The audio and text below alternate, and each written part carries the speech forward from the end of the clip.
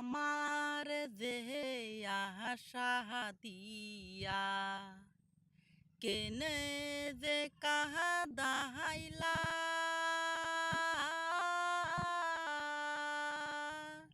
তোমার লাইগা বহইসা তাহাকি এই না নদীর ঘাটে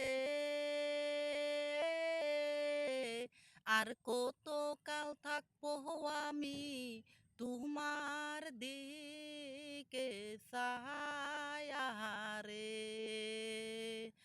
আমরা দুইজন বৈশায় আছি ওই না নদীর ঘাটে তুমি থাকো দূর প্রবাসে